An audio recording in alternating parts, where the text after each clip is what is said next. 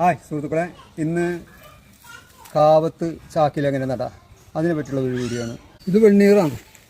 ഈ വെണ്ണീർ കുറച്ച് ഇടയിലിട്ട് കൊടുക്കുക. ലെയറായിട്ട് സംഗതി നടക്കണം. ഇത് ചാണകപ്പൊടി, ഇതും കുറച്ചിട്ട് കൊടുക്കുക. ചാണകപ്പൊടി അധികം ഇടണ്ട, കുറച്ച് മതി. നന്നായി ടൈറ്റായി അമർത്തണം.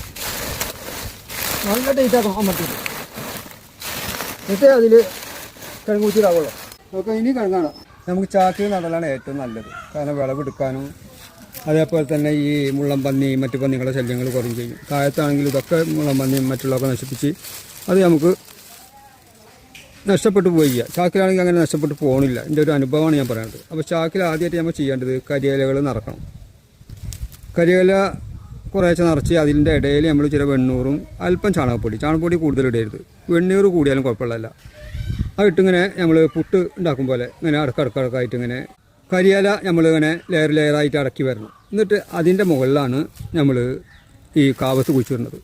കാവത്ത് കുഴിച്ചിട്ട് കഴിഞ്ഞാൽ കാവത്തിൻ്റെ കട അടിയിലേക്ക് ഇറങ്ങി പോവുകയാണ് ചെയ്യുക. മേലേക്ക് പൊന്തി വരില്ല ചെയ്യുക. അതേ സമയത്ത് ചേനെടുത്ത് മേലേക്ക് പൊന്തി വരും.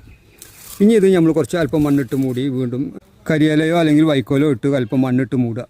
പിന്നെ അതിലുണ്ടായിക്കോളും. അപ്പോൾ ഇടയ്ക്ക് മഴ ഇല്ലെങ്കിൽ നമ്മളൊന്ന് നനച്ചു കൊടുക്കുന്നത് നല്ലതാണ്. പിന്നെ 2-3 മാസം കഴിഞ്ഞാൽ വെണ്ണീർ ഇട്ട് കൊടുക്കുക. പിന്നെ ചാണകപ്പൊടി ഇട്ട് കൊടുക്കണമെന്നില്ല. ചാണകപ്പൊടി കൂടിയാൽ ഈ കടണ്ടാവുന്ന കുറയും താളിർത്ത് ഇങ്ങനെ വളരെ നല്ലത് കണ്ടിട്ട് നമുക്ക് ഫലം കുറയും. അപ്പോൾ ഏറ്റവും നല്ല വെണ്ണീറാണ്. പിന്നെ മറ്റേ വേപ്പിൻ പിണ്ണാക്ക്, അതേപോലെ ഈ കടലപ്പിണ്ണാക്ക് അങ്ങനെയുള്ളതൊക്കെ ഇട്ട് കൊടുക്കുക. അപ്പോൾ കാവത്ത് നമ്മളിതിൽ വെച്ച് കഴിഞ്ഞാൽ അല്പം മണ്ണിട്ടിട്ട് അതിനെ മൂടണം. ഇതിൽ വെണ്ണീറും ചാണകപ്പൊടിയും നെല്ലും തവിടും മിക്സ് ചെയ്ത മണ്ണാണിത്. അപ്പോൾ ഈ കിഴങ്ങ് നമ്മൾ ഈ മണ്ണിട്ട് മൂടിയതിന് ശേഷം വീണ്ടും നമ്മൾ വൈക്കോലോ കരിയില ഇട്ടിട്ട് നിറച്ചിട്ട് അതിന് മേലെ കുറച്ച് മണ്ണിടുക.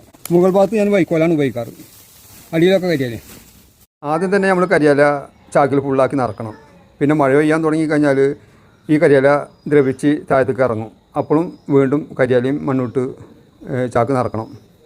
വൈക്കോലിന് മുകളിൽ ഞാൻ അല്പം മണ്ണിട്ട് കൊടുക്കാം. കൂടുതലൊന്നും വേണ്ട മണ്ണ്, ഇത്രേ വേണ്ട മണ്ണ്. പിന്നെ അത് വളരുന്നതിനനുസരിച്ച് മണ്ണിട്ട് കൊടുത്താൽ മതി. കരിയില താവുന്നതിനനുസരിച്ച് മണ്ണും കരിയില ഇട്ട് കൊടുത്തിട്ട് നിറക്കണം. ചാക്കിൽ കാവത്ത് കുഴിച്ചുള്ളൂ കഴിഞ്ഞ് ഇത്രേ പണിയുള്ളൂ.